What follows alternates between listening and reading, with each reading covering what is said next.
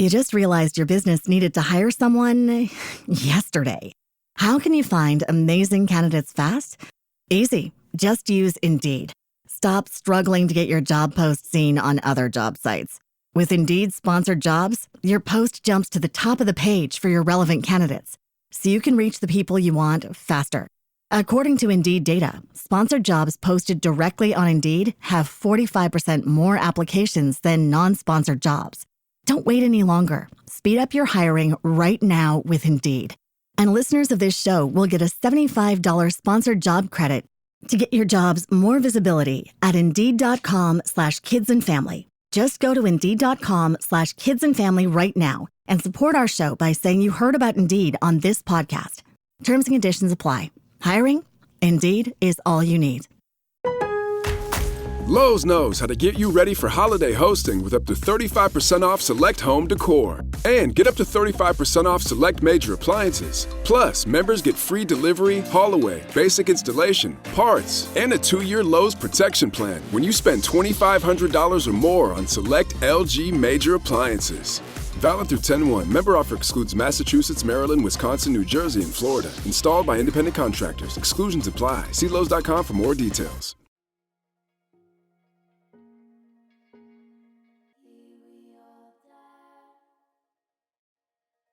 Welcome to Untamed Blossoms, the podcast where we celebrate the untamed journey of womanhood. Here, we tell the stories of incredible women who have embraced their authenticity, inspiring others to do the same. From entrepreneurs to artists, activists to adventurers, we share triumphs, challenges, and the beauty of self-discovery. These are the stories of women blazing their own trails, breaking free, and blooming unapologetically.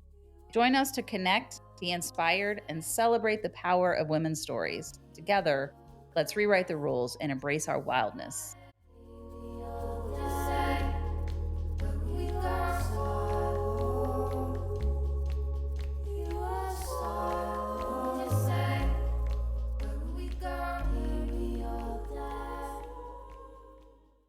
Welcome to Untamed Blossoms. I'm your host, Amanda Riley. And I'm Christy Riley. Welcome to the show, everybody. You look beautiful today. Thank you. Like a little summer fairy. Thank you. Welcome. I feel very tan. Everybody, everywhere I go, I've been working a lot out in the gardens. And everybody's like, wow, you're so tan. You're so tan. You're so tan. I'm getting it everywhere I go. So yeah, a lot of time outside, which is great.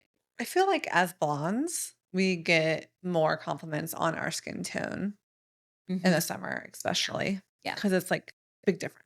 Big difference. Yeah. Right. I just feel like I got my hair done and it's lighter than it normally is. And it's like, wow, now you look really tan. So tan. Super tan. For anyone watching on YouTube, the most embarrassing thing is I have the most aggressive pickleball tan line from my watch. From your watch, yeah. Because I would be playing pickleball. Pickleball, you walk outside. Like you do a lot of things outside and you like to monitor yourself with your watch. Like you'll literally want to start a workout over if you forget to hit it. Well, or the gym. And it didn't count if I didn't track it. And you know what? Like, there's a time in my life where I did it because I was obsessed with losing weight and I wanted to make sure I was burning calories. Now I'm just obsessive about being competitive. You know what I mean? Yeah. So like I can't not be everyone I know that I made up in my own head this competition about working out. So, it's my own mental health illness that I have. That's my own. Yeah. So what are you going to do? Yeah. Help it. And you are well on your way in your real estate career.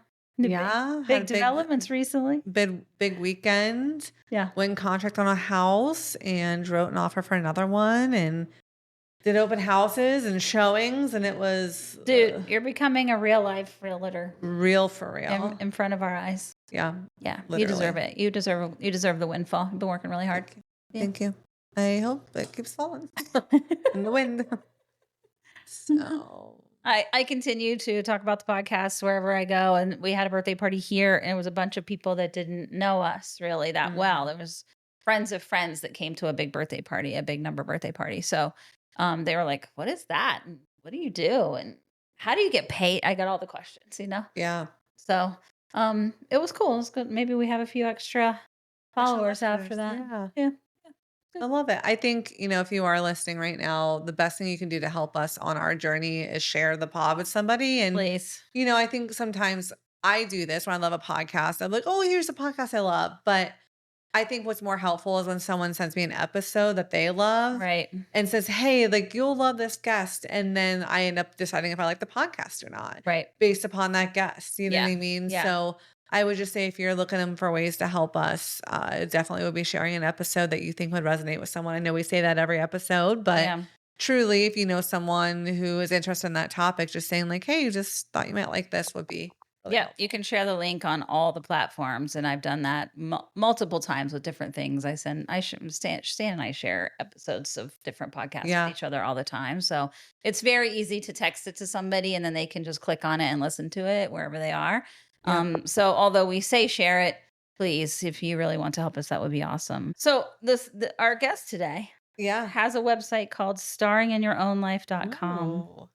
Starring in Your Own Life. Natalia Jansen. I can't wait to talk to her. She offers many, many things, programs to help you sort of exactly what we're trying to encourage women to do is to get in touch with themselves again and away from programming that they've experienced in their lifetime. So it'll be interesting to talk to her, but I know the answer to this already.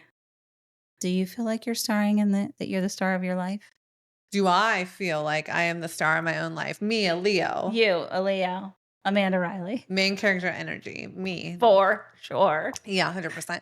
Actually, it's to my fault. Like I know maybe I've shared this on the pod before, but I used to work out with someone and anytime someone would look at her, she'd be like, oh God, I bet they're like thinking XYZ. And at that exact moment, it occurred to me that people think other people are looking at them for any other reason other than like envy.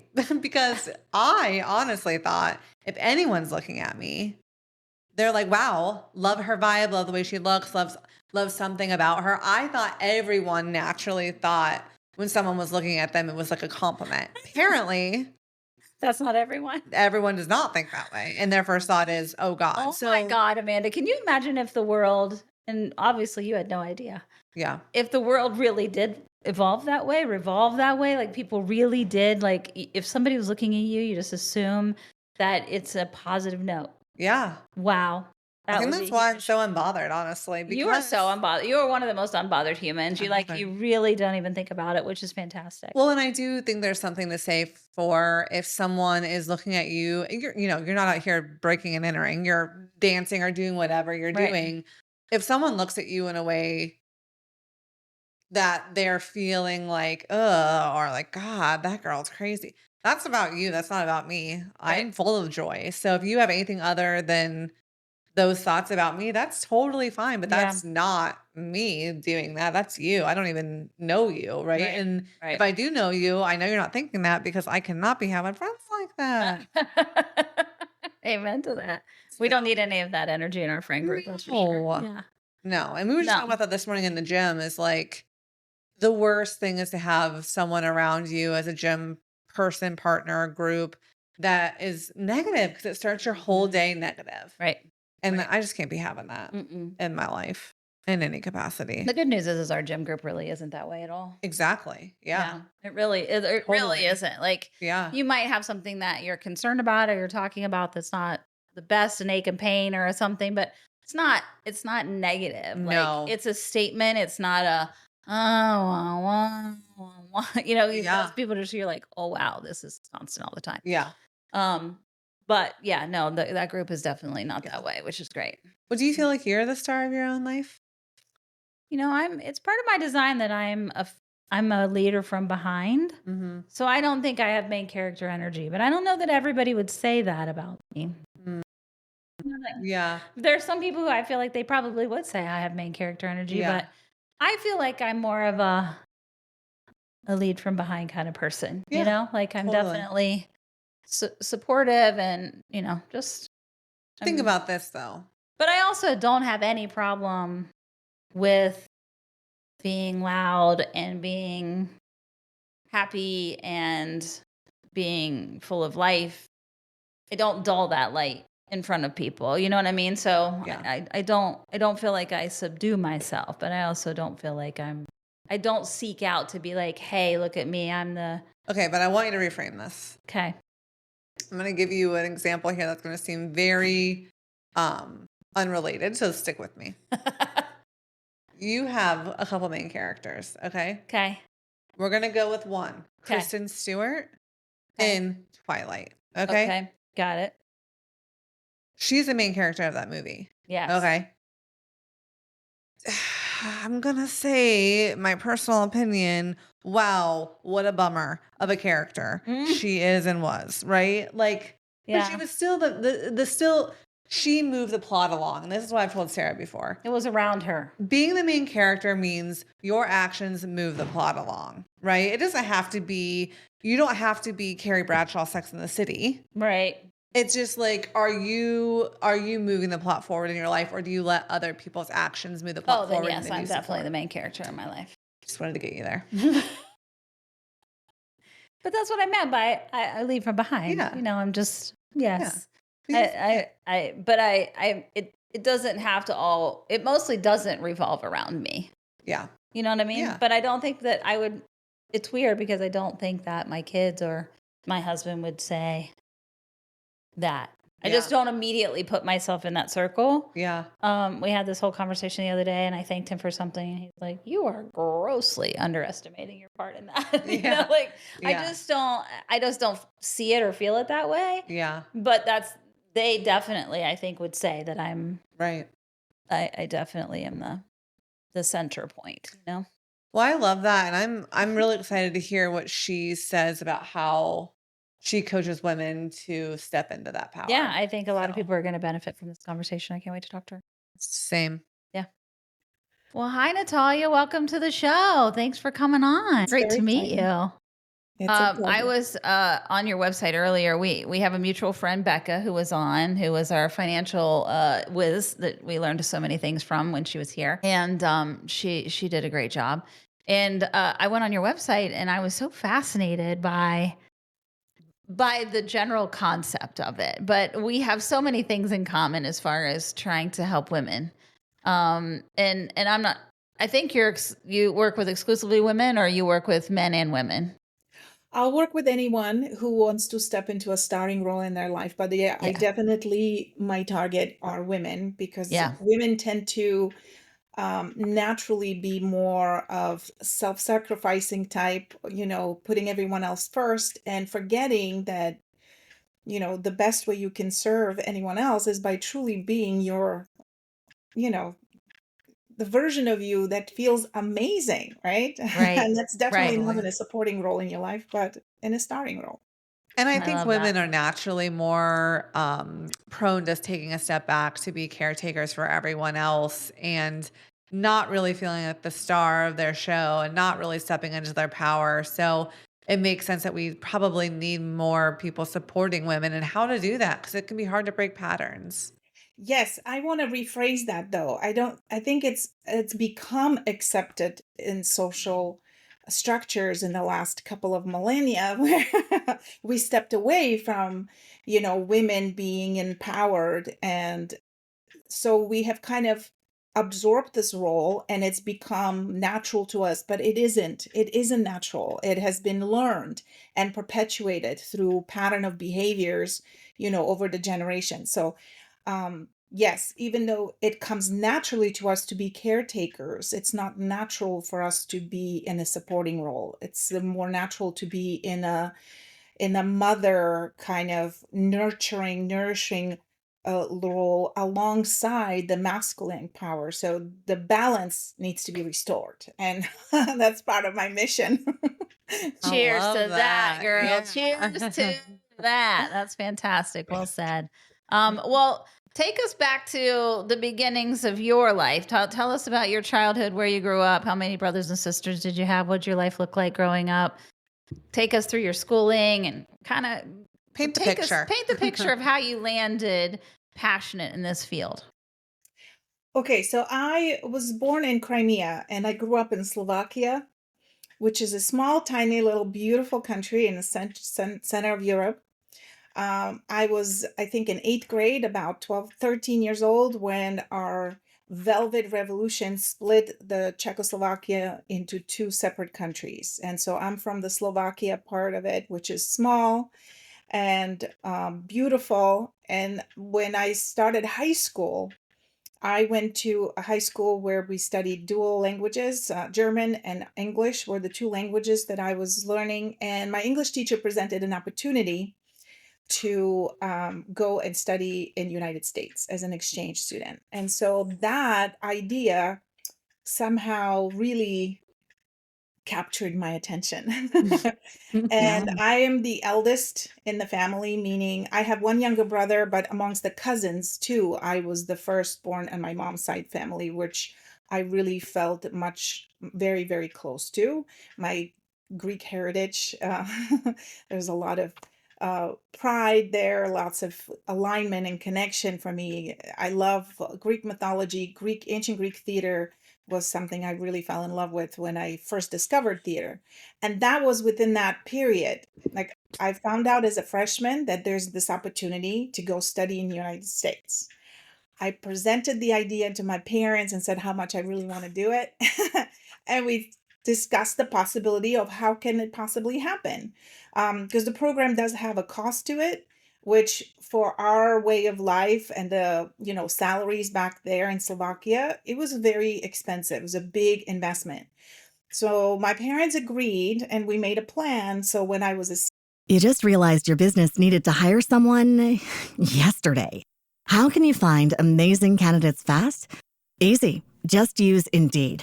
Stop struggling to get your job post seen on other job sites. With Indeed sponsored jobs, your post jumps to the top of the page for your relevant candidates, so you can reach the people you want faster.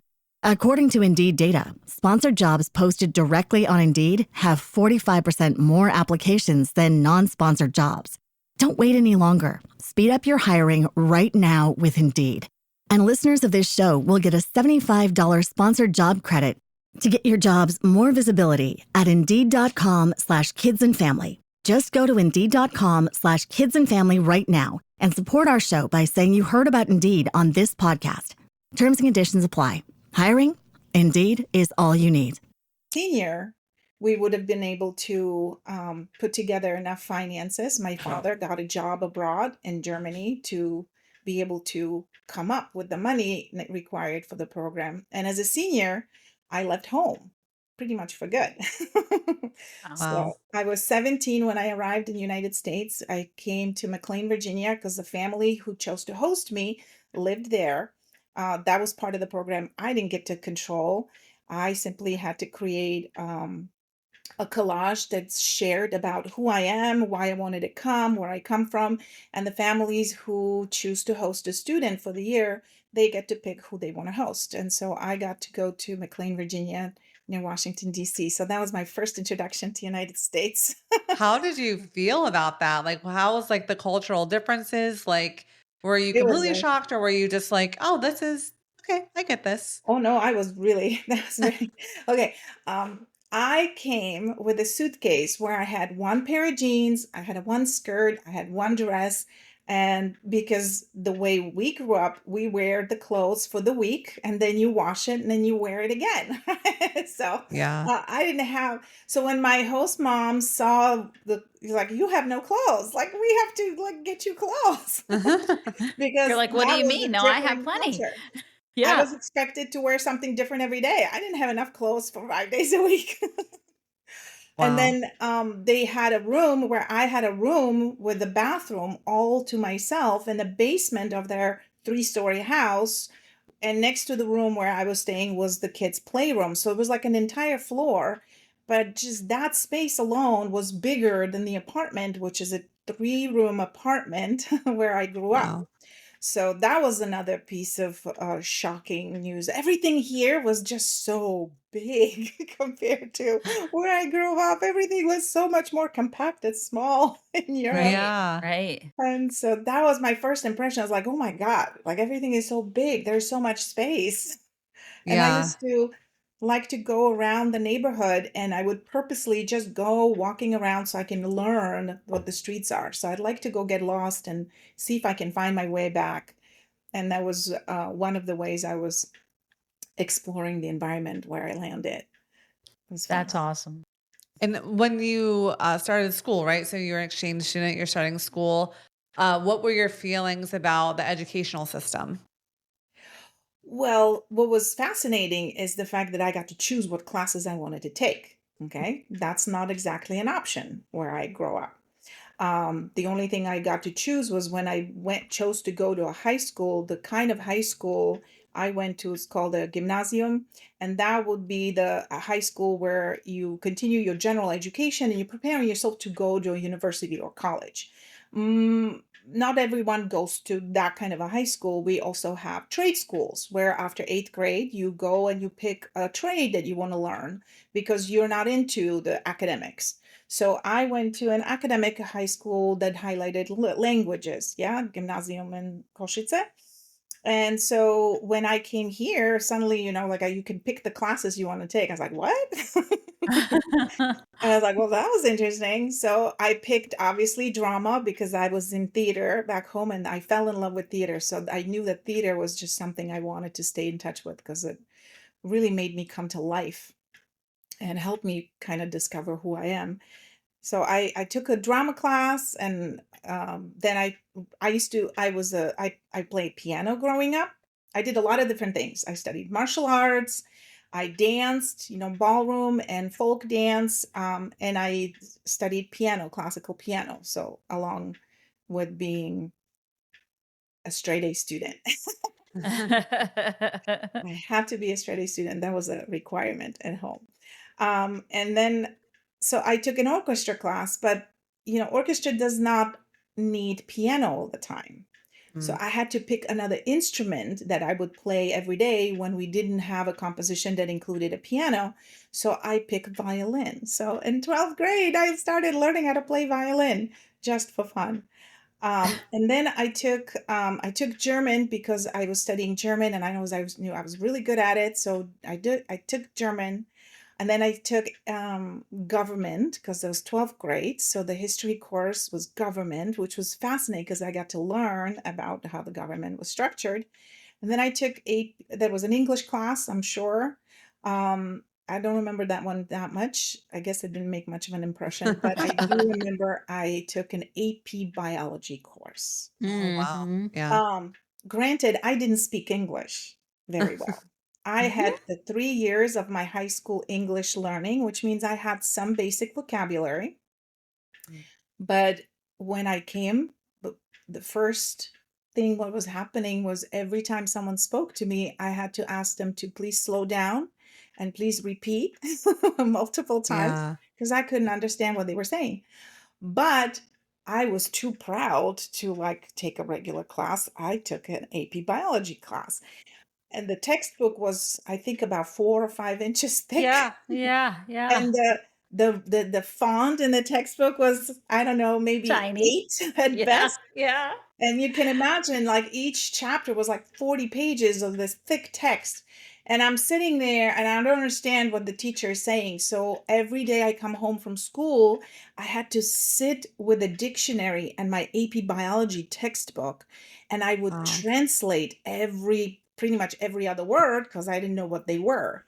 And then I would spend I would be up till 1, 2 o'clock in the morning every night translating the chapter Oh my words. gosh. I could learn the words, but the fact that I did that, I was so dedicated. By December, which is, towards the end of the first semester, I woke up from a dream realizing I was speaking English in my dream. And so Whoa. that is when I understood, I realized I had enough words. I stopped translating things in my head. I wasn't trying to listen to English, then transfer it into Slovak so that I can understand what the people were saying. I was now listening and processing things in English. And I was able, after that, the second semester, I didn't even have to open the textbook. I was able to understand what the teacher said. I was very good at taking notes. And once I took notes on something I heard, I knew it. I didn't need to read the textbook anymore. I was That's done. awesome. That's incredible because our language is notoriously ridiculous and difficult, and Every way. words mean 75 words. You know what I mean? So Yeah.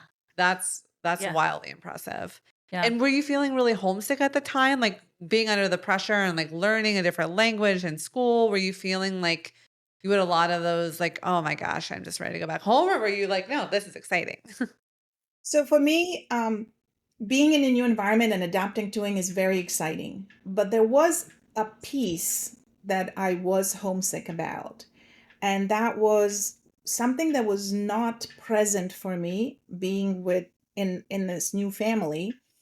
Was there's this I am a very tactile person, and I love hugs. I like, I'm an emotional person. I like to express myself emotionally, but that was not the way in the family. It was more about, verbal communication, respect, getting to know, but so it felt distant and cold. So that part made me homesick. Like I was missing that sense of belonging, the sense of community, sense of love that I grew up with. So that part was definitely different and Yeah.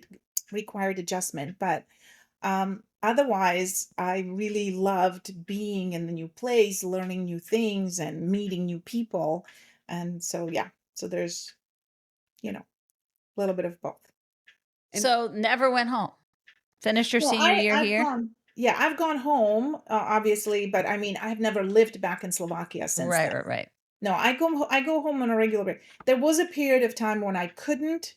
Right. So after this first year, I went home because my goal was to be able to go to college in the United States. So Got I you. I was applying for colleges. I went through the process, and that was also really miraculous in so many ways.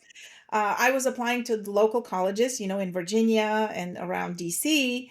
And as the counselor was speaking about me to one of the local colleges, she happened to have a visitor, someone visiting from an out-of-state college, from Lake Forest in Illinois.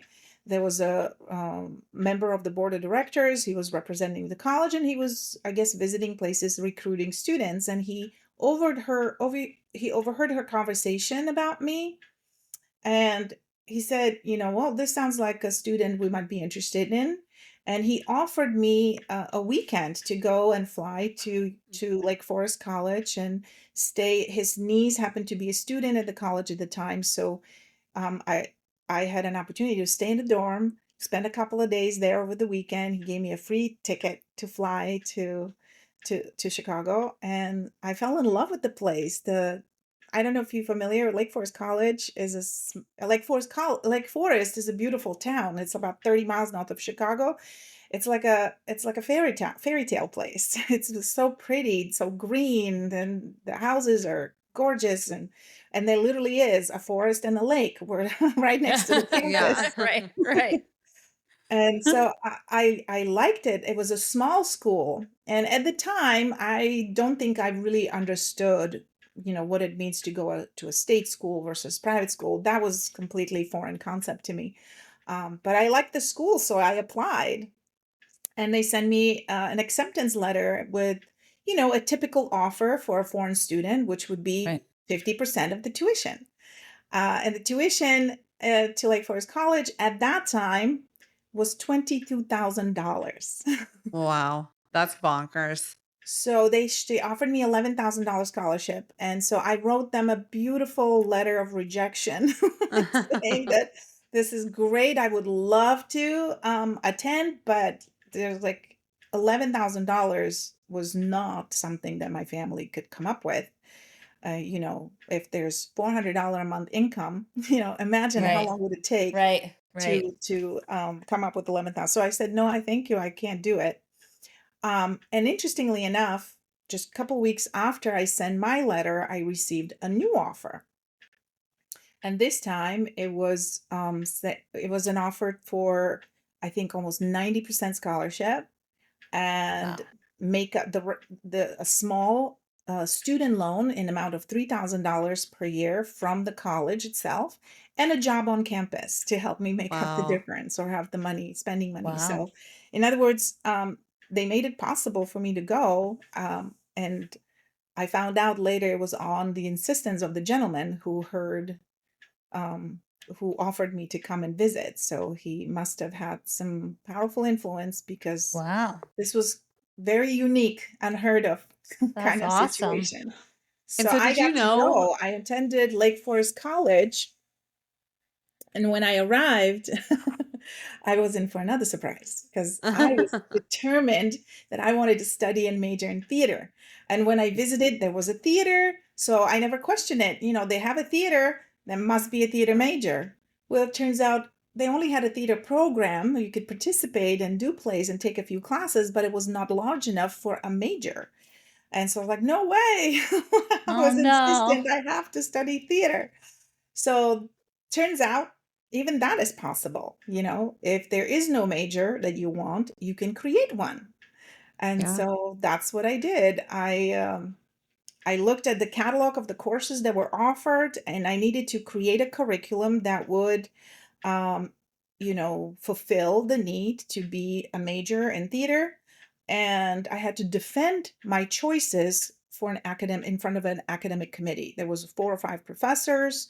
And so I shared my proposal, and I was very creative, because now suddenly I had this beautiful opportunity to pick all the courses I wanted. I just had to justify and explain why they would be fit, and to help me be a major in the theater direction. And so I did, and I included a study abroad in my proposal. So, yeah, because Lake Forest College was part of the uh, Associated Colleges of Midwest, and they have study abroad programs.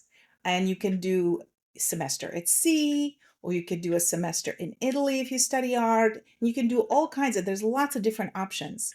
So when I was looking at it, for me, Europe is home. So it wasn't very exciting. I didn't I could go to Europe anytime. So I was looking for a place that would be really different or exotic, something where on my own, I wouldn't likely be able to go. So I wanted to take advantage of it. So I picked a study abroad, which was a year-long study in India.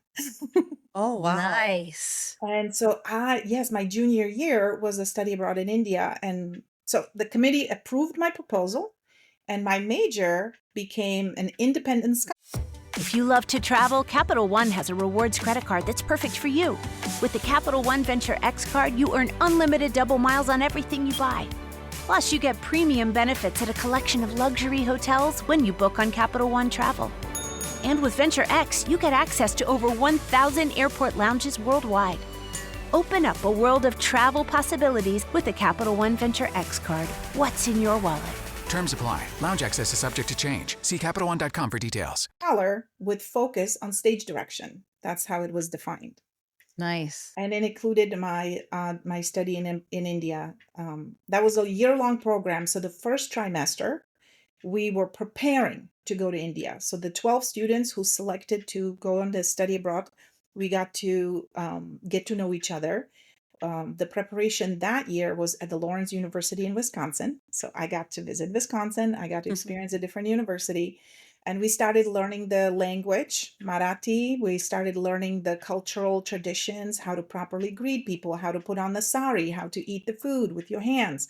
And so we were preparing for the first trimester. And then we spent 2 trimesters in India studying and traveling and living was with that family. your 6th language you had Yeah. learned at that I was point? gonna I ask the same mean, thing. I'm like, wait, Louise. German, your native language, now English, and now we're learning. Yes. So my first language I spoke was Russian, and then Slovak when we moved to Slovakia where I was growing up. And then yes, at school I started learning German and English, and now I was studying Marathi. So that would be 5.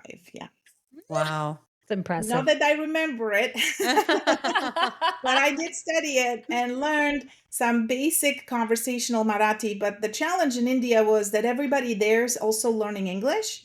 And when they see a white person, they want to practice their English. So we didn't have a lot of opportunities to really speak in Marathi, because a lot of people there wanted to speak in English and, share. So, so the mastery of the language didn't really happen as much as I had wished, because in US, there was no one speaking Slovak or Russian to me. Everybody was speaking English, so I had no choice but to learn to communicate. But in India, with Marathi, there was that you know, Got you. so it was, so I can't really claim that I've mastered the language, but I definitely studied it. What was your favorite thing about India? It's on my bucket list to go. For me,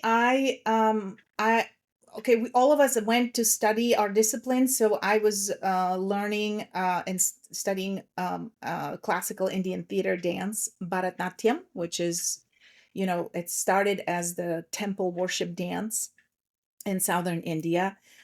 So I loved going to the theaters. I loved the performances in India. They're not, an hour, hour and a half. They go on for 3 or 4 hours, and they can start at 9 p.m. and they go till 1 o'clock in the morning. And it's such a sensory immersion.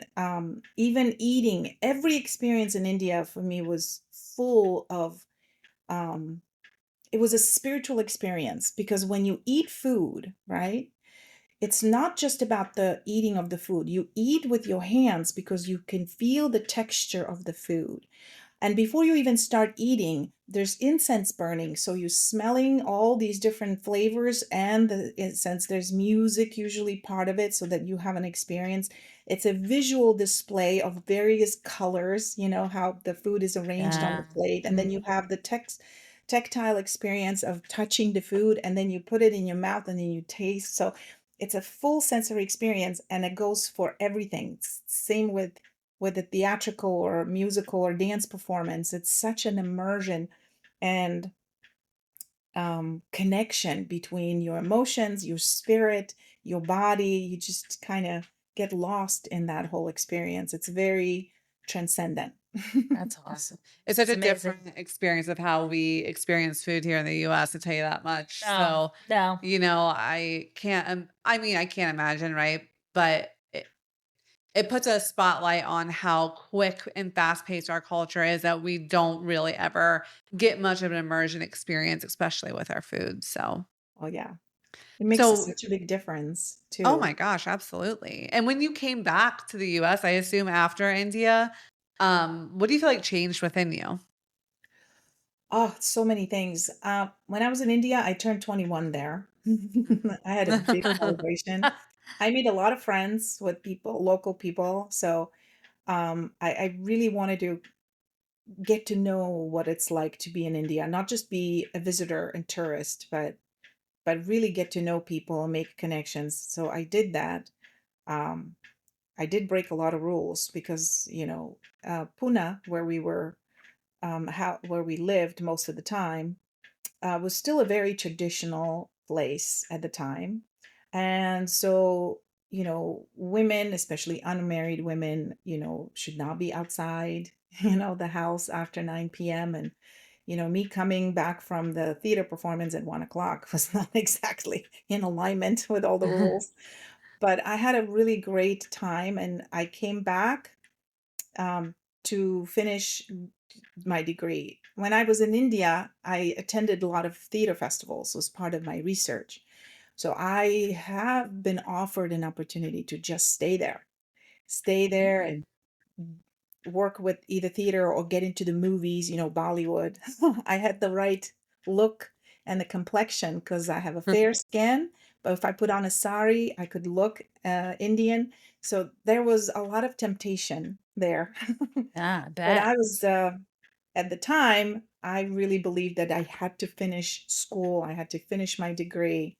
So I returned back for my senior year to graduate and apply for grad schools. And then I didn't get into Yale University right after my undergrad because that's not what they do. Um, when you study theater, they want you to have some practical experience. So they want you to work at least for a year in professional theaters before you reapply for grad school. Even though my interviews went really well, I even got invited to go to Yale University and spent some time there. Had multiple rounds of interviews, but that was the final decision, which was disappointing and Yeah. challenging for me as a foreign student. If I'm not in school, I can't really stay. So I Yeah. had to be very creative about what to do for that year before I can reapply for grad school somewhere else. And so I got a student work permit, which was very helpful. I was able to work and stay in the United States, but a friend convinced me to move to Los Angeles in California and try my luck there. And so I packed up all my belongings, got into my Buick Century, sky blue, and I drove across the United States and I came to Los Angeles. And then I've been there ever since. Wow. So, And so Nice. where did this love of helping women come into play? Where did you really start thinking like I could maybe marry my passion with a different kind of career for myself? so that came later because when I came to California, to Los Angeles, I reapplied for grad school and I got into UCLA School of Theater, Film, and Television, and I earned my master's of fine arts in theater there. So I was still, but by then I have been a foreign student paying foreign tuition on my own for 9 years. Wow. And so after that, I realized like I need to transition into work. And because I had to work multiple jobs while I was at school in order to pay for my tuition, the piece that was missing, which was very valuable during education, is networking and making connections. So I Right. didn't have the right connections, or at least my awareness at the time, the thoughts that dominating is like I can't find permanent work as a director. Nobody knows me. I'm not famous. They're not going to give me a work permit. It's a seasonal type of work. And so I shifted towards education because I Mhm. wanted to find a job where I could still do what I love, stay connected to my art form, and it was meant to be temporary. Obviously, it was a placeholder. So until I get my green card, which would give me the freedom of choice. Um, so I started teaching in private schools and applied for my work visa, and also that turned into a very long journey. In between, a lot of life happened. My biological clock started ticking. I responded to it. I had a kid, and then, if you have one, you don't want them to be lonely. Then I had another kid, and so suddenly I have two daughters, and my now ex-husband, he went to work one day and never came back. So, Oh my um, God. Wow. yes, so all of a sudden I became a single parent, not by design. My ex-husband was also in a precarious situation. We were waiting for my green card to adjust his status because he was just visiting. He was Dutch. He was visiting family. We happened to meet. We happened to hit it off. I happened to get very pregnant very quickly. And so yes, so his status was not okay. And unfortunately he got caught and he got arrested and he got deported. And I became a single parent overnight, just like Wow. that. My daughter was 4 and 1. There were two of them. And so at that point, I went into survival mode. Like I had to figure out a way to make things happen. And that lasted for a long time. 11 years, I was a mom. And then pandemic came. And during the pandemic, I had to look in the mirror and I saw the number 11 line. You familiar with that one? Mhm. I The have them. stress lines that you have like this from always being Mhm. upset and Mhm. stressed and Mhm. miserable. And I realized that I've settled into a supporting role. I got lost. My whole world was just my daughters and making sure they were happy, making sure they weren't missing anything. And I pulled away from the world. I did not maintain any friendships. And I suddenly found myself to be very much alone, very much in the world of just being a mom, taking care of my kids, and not having a life of my own at all.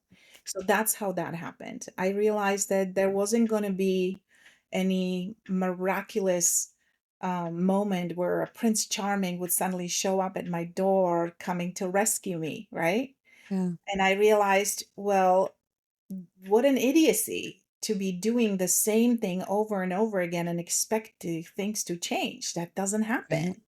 So if I wanted a change, I had to do it. Nobody else knows I was miserable because on the outside, I was smiling. I was a super mom. I was fabulous. But inside, I was really miserable.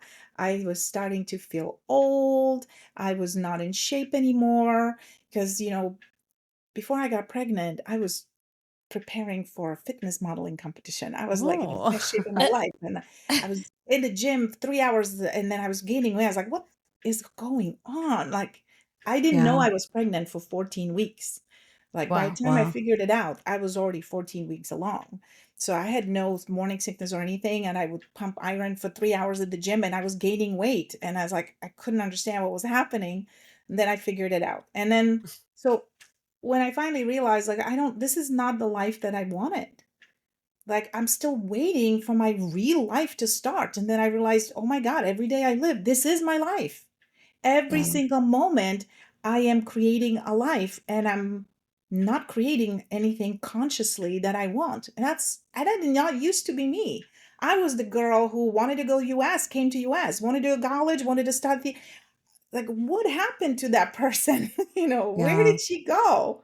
Yeah. So when I realized that, I started thinking, and once you start being curious and you start asking questions, answers show up, right? Yeah.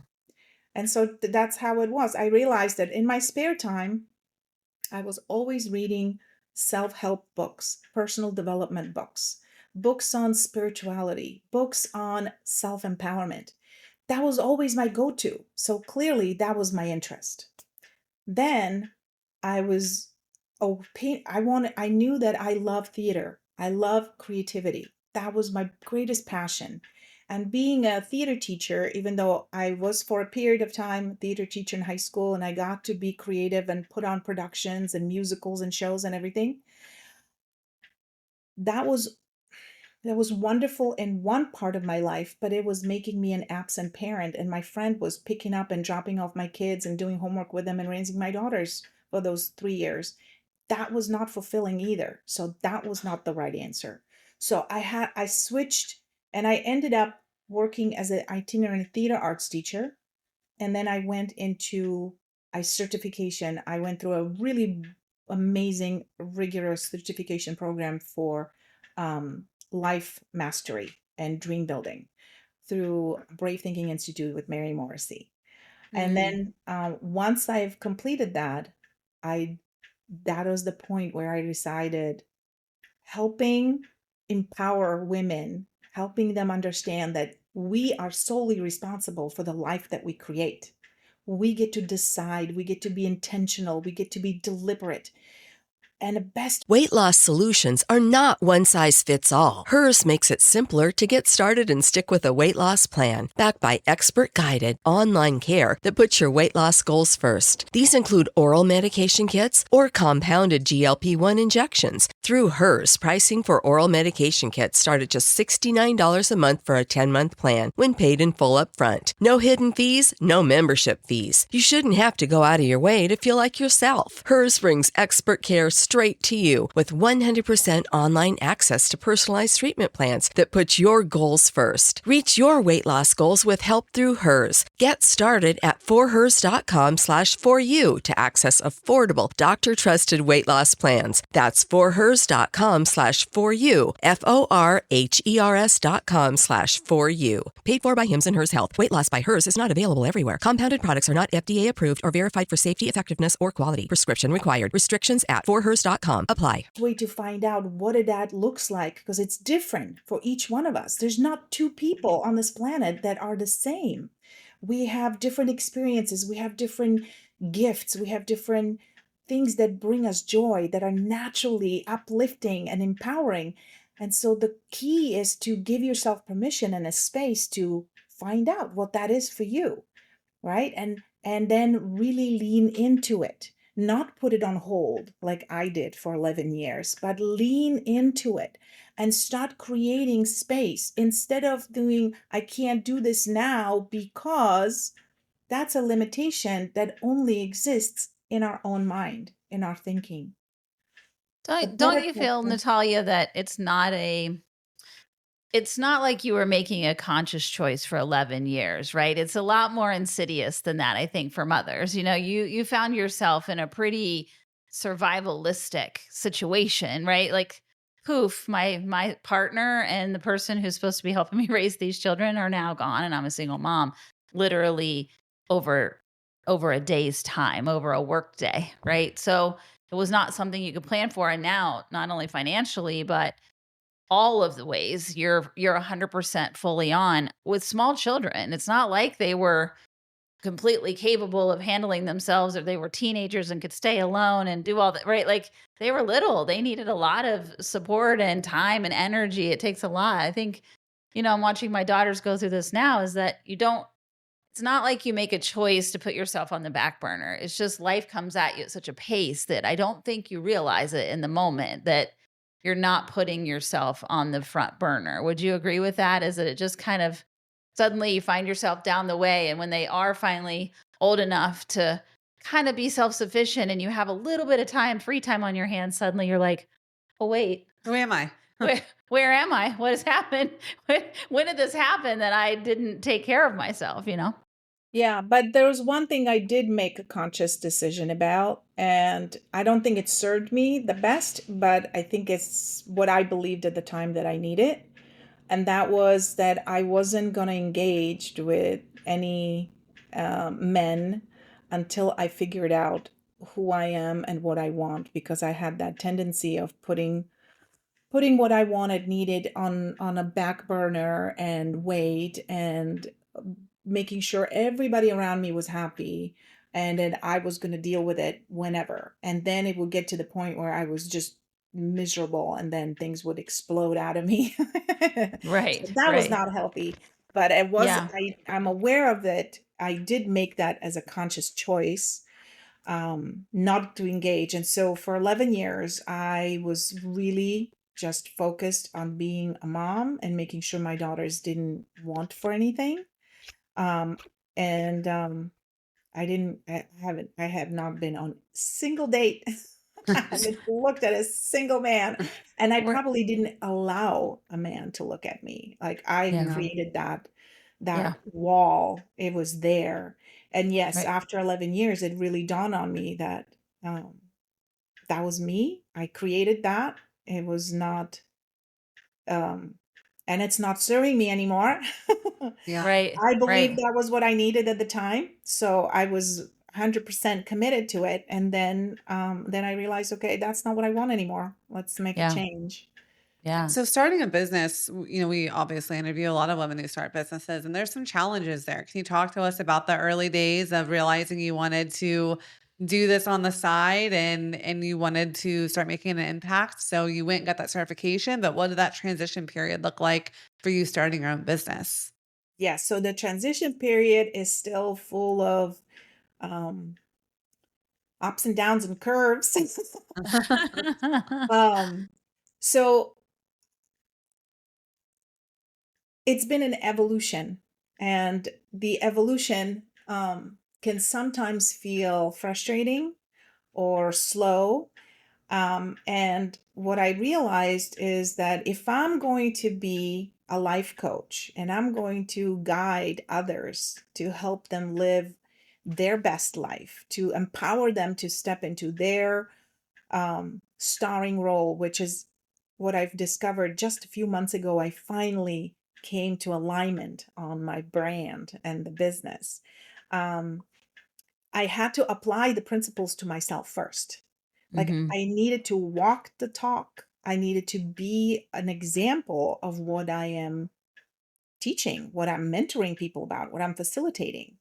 So I really focused on building that belief in me and evidence of the principles and their truth and them working, by applying them to my life, and applying them to teaching them to my daughters, empowering them, and then with my friends, and the people in the community. And so that's how, step by step, as I was trying and putting my message and my mission out into the world, and noticing how people responded to it, But the most important thing was always coming back to the center and noticing myself and really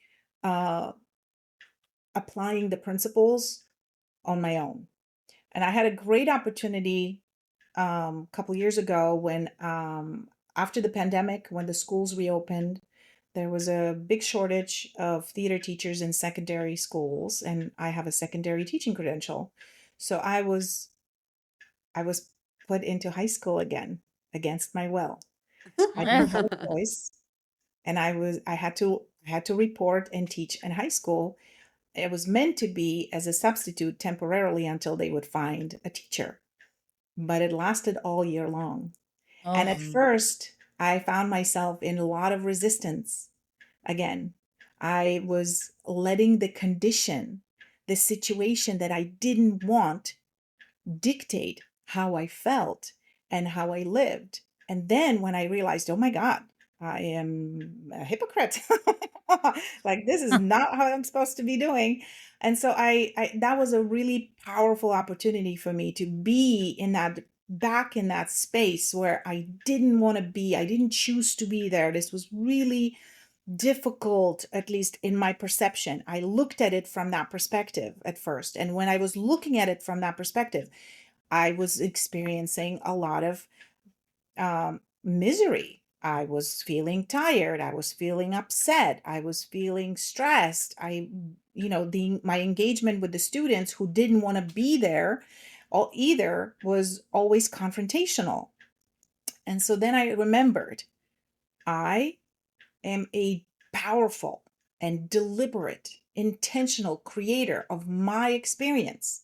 That's the only thing that I can control, is how I choose to show up. Whatever the situation is, I get to choose what I want to create with my day, because every single day I wake up is a gift, first of all, because tomorrow isn't promised or guaranteed. It's a gift. So if I wake up and I decide, okay, this is a gift. What am I going to create with this day? How am I going to unwrap it and get the most fun out of it that I can get?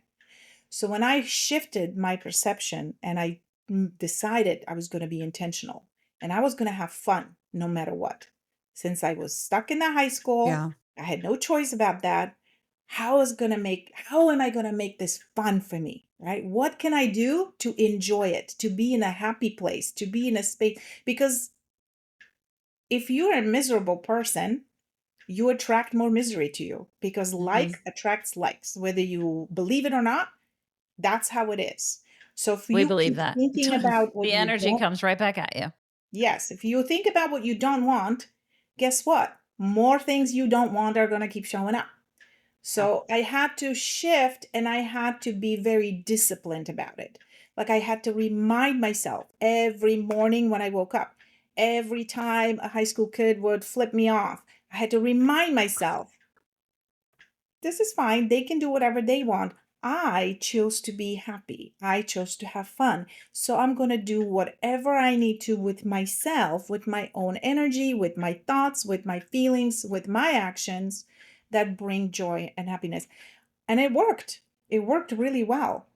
Yeah. On your My website, you call it experience. the joy code. And this is one of the things that I wrote down when I was on your website that I liked. And it said that, we believe that joy is carved through productivity, perfection, and proving our worth, but it's really just a feeling and we get to control when we have it.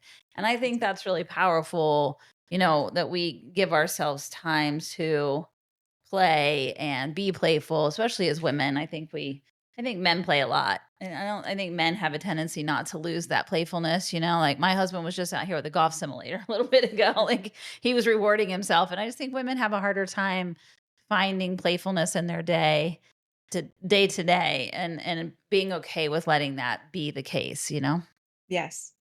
Yes, that was one of the main that was a main theme of the TEDx I did in Italy. I had an amazing opportunity to do a TED Talk in Florence, Italy in May. We're still that's waiting for awesome. the video to come out, so I'll let you know Let when us it's know. We'll share it when it comes out. We'd love to hear it. absolutely. And Yeah. so, yes, the title of my talk was the Joy Code, building happiness, daily happiness through small shifts. Because what the main message I would really love for people to receive from that video is that we truly get to create our world and our experience. We spend so much time in our minds, in our self-talk, in our thoughts, in fear, in worry, in imagining worst case scenarios. And we don't realize how much that affects how we show up in the world, the energy that we have, and what we actually attract into our life. Right. Because you attract who you are. You attract the same type of energy and vibration that you put out, because you're an antenna, and anything that matches your energy shows up in your life.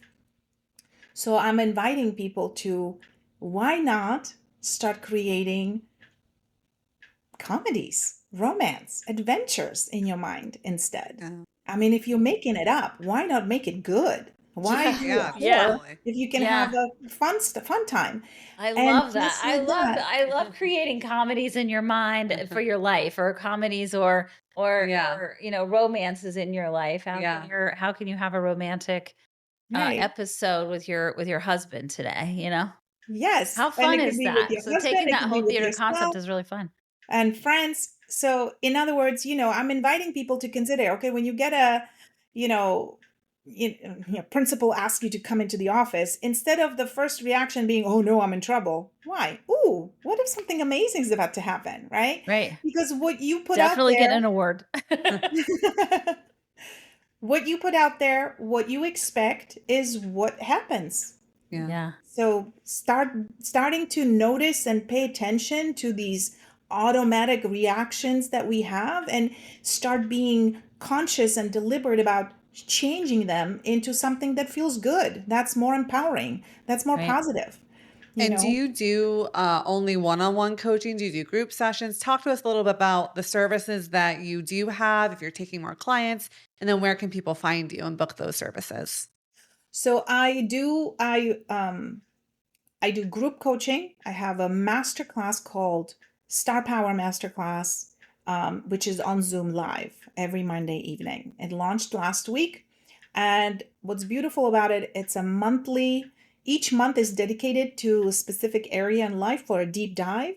So every month, if you join the next month, you don't miss out. You'll just be able to repeat that month after the 6-month course is done. So that's my favorite because it's an evergreen course and anyone can join it. And I do record the session so people get to see it. It's called Star Power Masterclass. That's on Zoom. And here in Los Angeles, where I live, I also do a lot of live in-person workshops. Nice. Because part of my coaching is theater strategies, improv. It really works very powerfully. It's an experiential learning. I really like to bring the experience of the transformation in the moment so that people can feel it, not just think about it. So it's really in your body, in your emotion, in your energy. And that works very powerfully in a group and, of course, an in-person setting. Give us an example of that. I'm really interested to hear give us an example of what that looks like. Okay, so let's say we're talking about your future self. You created a vision for what you want to create in life. And so one way is called a role play, right? You can design, you can create a character, the person, the future you, version of you. You can either give them a name, if that's easier, right? Or you can simply imagine yourself in 5 years from now living the life that you truly want, okay? I'll give you an example. Beyonce did that. When she was really shy at the beginning of her career, it was difficult for her to step on the stage and show up with full confidence. She created an alter ego called Sasha Fierce. And Sasha Fierce was confident. She was sexy. She was powerful. And so whenever before she would step on stage, she would put on this persona. She would step into Sasha Fierce. And that's who was on stage until she's done it enough times that it was natural for her. She stopped thinking about being shy and reserved and, afraid. And she was confident showing up as the star in her life that she is. So do you that go is as far as having your people like dress a certain way? Like, do you go into the real physical part of it? Not in a workshop because people don't bring the clothes, but the physical accent is in your body language. Yes. We're gonna talk about your body posture. What does it look like when you step confidently or when you're being shy, right? We talk about the eye contact. Talk about the shoulders out, down and the chest up. We practice the walk, right? You practice when you walk across the room. What does it look like when you walk with absolute confidence, like you own the room, as opposed to when you are hesitant and worried about being judged, right? So we talk about all that. And then I have my clients create an improv, right? Once you stepped into the future self, like we practiced walking as your future you, we practiced showing up what the presence is, introducing yourself. So you shake hands, you look people in the eye, you offer a compliment, and then you speak about as if it was 3 years from now, you living your best life. What does that look like? Right? How does that person think? How does that person speak? How do they show up? And so you put on that character and you step into it right there in the moment. I love that. That's fantastic. And so where can people find you? Like, what are your socials? What's your website? Just want to make sure everyone knows where they can take advantage of your services. My website is starringinyourlife.com. It's the best way. Great. Totally great. And are you in socials at all? Yes, I am on Instagram under my own name, Natalia Jansen, with an underscore under Natalia and after Jansen, as well as on Facebook and on LinkedIn. So, awesome. We'll make sure also your personal name, right? Natalia? Yes, all of those are my personal name, Natalia Jansen. Perfect. Yes. We'll make sure that we tag all those things so our listeners can easily find you and make sure. I think this is one of those things where people are craving, and you mentioned the pandemic. I think a lot of people took that time of a slowdown to say, like, who am I and what do I want for myself? And a class like this or workshops, I think, would benefit a lot of people who are stepping into new versions of themselves. Agreed. Absolutely. And so I love doing it through theater because it really creates a safe space where you can try it on, see how it feels, see if that's really what you want, or maybe you want to make some adjustments and shifts, and it's in a safe space, Totally. And it's playful. Yeah. Yes. It's playful. Absolutely. It's easy. Yeah. It doesn't You don't take yourself so serious. Yeah. It doesn't have to be. It does. When you put on another persona, you can be playful with it without it feeling heavy or negating it away, or being too realistic about it, right. Where your real brain, your old pattern brain kicks in, Totally. Yeah, I love that. And then the more you spend time playing, you start realizing that you can really play like that in life. And then you can see how the results that you get shift and change. Gateway. And so literally everything is made up. Yes. Everything is made up, everyone. Everything is made up. You get to figure So it you out. get to make up what you want to make up. Yes. Precisely. That's the key concept that I really want people to realize, that everything that you claim that you are is made up. And you say, I am, because you've heard it so many times. You've told yourself so many times. People told you and you accepted it as the truth. And in fact, it's just the present fact. It's not the truth. The truth is that you can change who you are at any given moment. It's always your choice. And then you can try on various things to choose to play with them and see which ones feel most electrifying and life-giving to you. And then keep those. And anything that doesn't, anything that feels like constriction or heavy or limiting, let it go. Because you don't have to hold on to it. It's a choice. Yeah. Keep it until it doesn't serve you anymore, and then let it go and find something new. And replace it with something better. I love it. I love what you're doing. This is fantastic. Well, we really, really appreciate you coming on and telling everybody about what your services are and how you got there and telling your story. And I know that this is going to resonate with a lot of women out there who have found themselves in the same spot you found yourself in after 11 years and is like, whoa, I literally have no idea what to do with myself. I don't know myself at all. So kudos to you for doing this and for being a guiding light for all these women and being a resource for everybody to find themselves again. Thank you. I really appreciate this opportunity. Did you have any women you wanted to shout out that have helped influence you throughout life? very powerful influences in my life was one of my mentor, Mary Morrissey. I don't know if you know her story. She's been in a spiritual teacher space for more than 40 years. Wow. She has overcome such incredible challenges. When she was a teenager, she was in a life-threatening situation. She was very ill, and the doctors gave her only 6 months to live. And so that's where she was first introduced to this concept that everything is created twice, first of all. First in our mind, and then in fact. And so she went through in high school, she got pregnant. And that was back in the, I think, 50s or 60s, when that was really not a good thing or not very acceptable thing. And she wasn't allowed to go to her senior year to the regular high school. She had to go to the school with the delinquent boys and pregnant girls.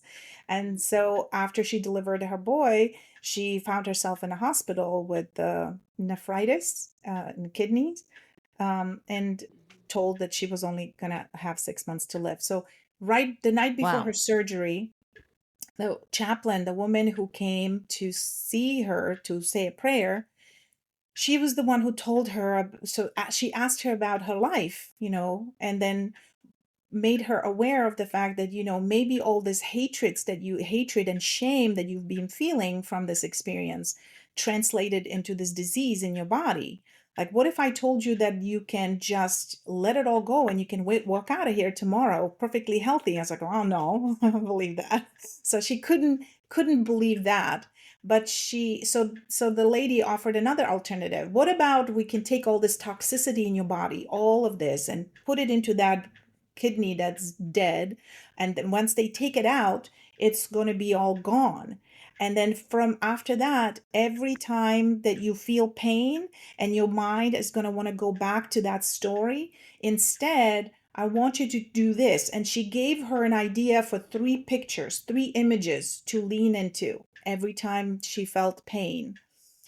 She told her, first imagine, walking your little boy to kindergarten, click, click, click of the heels, his warm hand in your hand, you hand him off to the teacher. And she wanted to be a teacher at the time. That was her dream. So then you walk around, then you go into your classroom, and then jump to the next image. Your boy is graduating high school, and you are a proud mom sitting in the front row watching his graduation. And then the third picture, imagine your boy is now all grown up and he's marrying the love of his life, and you are the mother of the groom. And so those were the 3 images that she asked her to always to concentrate and focus on, and imagine being there, living that truth every time, the pain would come back after the surgery. And so 6 or so, a few months after the surgery, as the doctors were looking at her numbers and checking, she miraculously recovered, because they didn't expect. The other kidney was also a 50% damaged, but it started slowly improving. And now she's, she has 4 kids. Wow. She's an amazing, successful business, empowering people, helping them make their dreams come true. So yes, she's been a very powerful influence in my life. That's awesome. I wrote her name down. I'm going to look her Yeah, up. we'll add her in the show notes too, so people can look her up. Yeah. Yeah, maybe we'll have her on the show. We'd love to have her on. Oh, yeah. Yeah. Do you think she would come? I don't know. You can try. She travels in really wonderful circles. Never know. Never know. Never know. You never know. Well, we will definitely, like I said, tag her in the show notes as well. Thank you so much for being on. You can find this episode on Spotify, Apple Podcasts, iHeart, and YouTube. And if this resonates with yourselves, or that it would resonate with another woman, please share, like and share, and let us get this message that Natalia is spreading to everybody. Yes, it's time for all of the women to be the starring role, play the starring role. We like that. Star energy. We like that. Yes. Yeah. Love it. Awesome. Well, thank you, Natalia, for coming on. Thanks, everybody. Love you. Love you. Thank you for having me.